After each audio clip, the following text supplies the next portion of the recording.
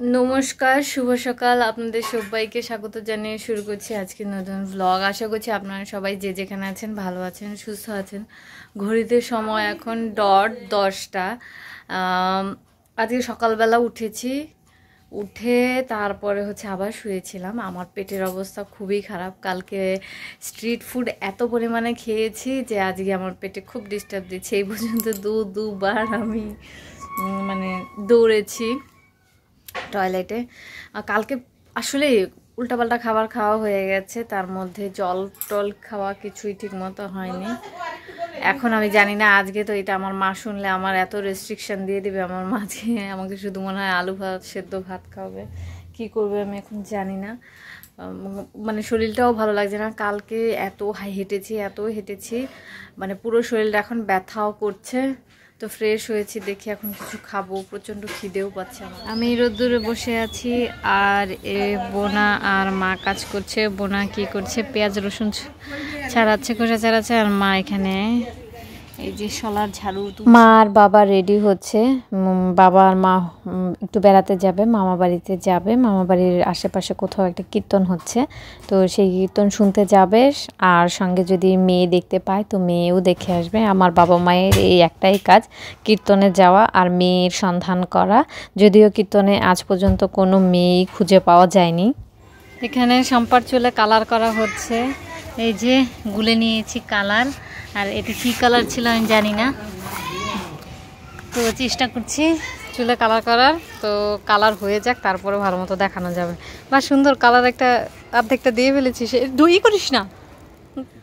সম্পার চুলে কালার করে দিয়ে আমি নিজের চুলেও একটুখানি বেঁচে ছিল, সেখান থেকে একটা স্ট্রাইপ মাত্র করেছি। কোথায়, খুব একটা ভালো কালার হয়নি, কেননা লাস্টের বার দুবার গুলেছি, তো লাস্টের বার আর কি যে গোলাটা হয়েছে সেটা অনেক বেশি পাতলা হয়ে গেছে। আমার মনে হচ্ছে না যে ভালো কালার হবে। আমি দিয়ে তারপর শ্যাম্পু করে নিয়েছি।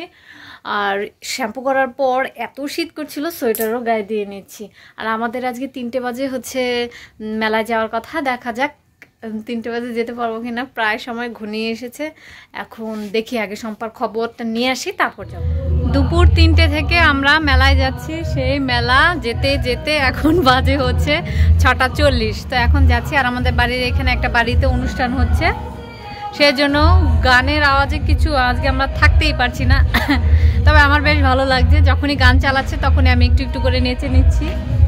মেলায় যাব সেজন্য রেডি হয়ে বের হয়েছি, কিন্তু শম্পা যেহেতু সবসময়ই লেট করে, সেজন্য আজকে বের হতে এত লেট করছিল। তো আমি রাস্তায় দাঁড়িয়ে দাঁড়িয়ে নাচ করছিলাম, অন্ধকারে লুকিয়ে লুকিয়ে আর কি। ওই যে বিয়ে বাড়িতে গান বাজে আর আমি এদিকে নাচ করছি। স্বচ্ছর অবস্থা, এখানে শুয়ে পড়েছে।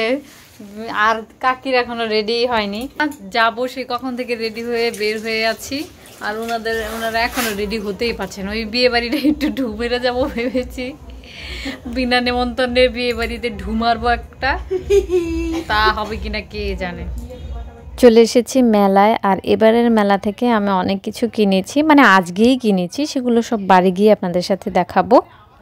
স্বচ্ছ এখানে নৌকায় চড়বে, সেজন্য যে টিকিট নিয়ে এসেছি। একটা টিকিট 5 মিনিটে 100 টাকা। উঠে দিবি স্বচ্ছকে, কিভাবে বলো, শিখিয়ে দিচ্ছি স্বচ্ছকে।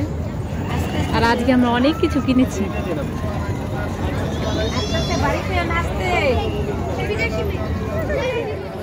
আমাদের স্বচ্ছ এদিকে আসতেই পারছে না, ও পারছি না। আস্তে আস্তে ঘোরাবা, হ্যাঁ স্বচ্ছ, তাহলে তো পারবা সুন্দর করে। এই তো বাবা কি জাম করে, বাপ রে বাপ। মেলা থেকে ফেরার পথে আমরা চলে এসেছিলাম বিয়ে বাড়িতে।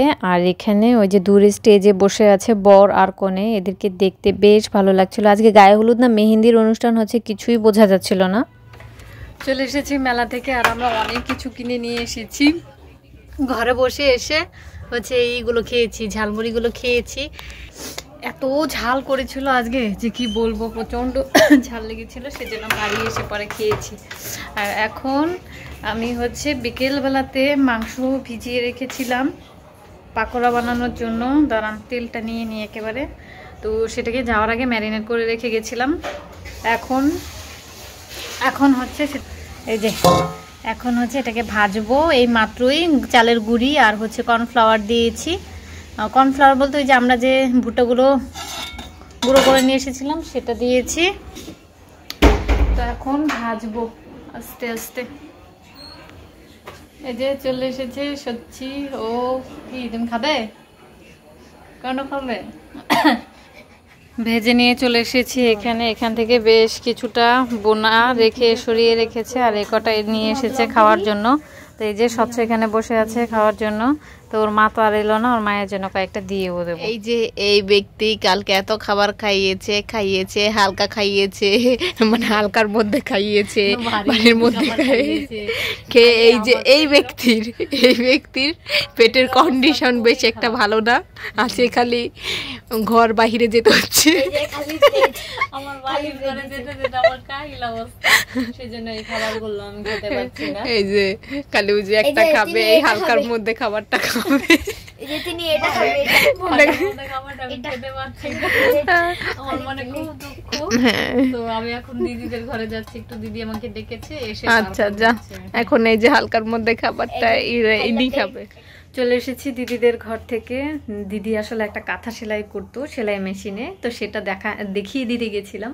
তো আজকের ভিডিওটা আমি এই পর্যন্ত রাখছি। যদি কিছু ভালো লেগে থাকে তাহলে অবশ্যই লাইক কমেন্ট শেয়ার করতে ভুলবেন না। দেখা হচ্ছে আপনাদের সাথে পরবর্তী একটি নতুন ভিডিওতে। ততক্ষণ পর্যন্ত আপনারা সবাই ভালো থাকবেন, সুস্থ থাকবেন। Tata, good night, by.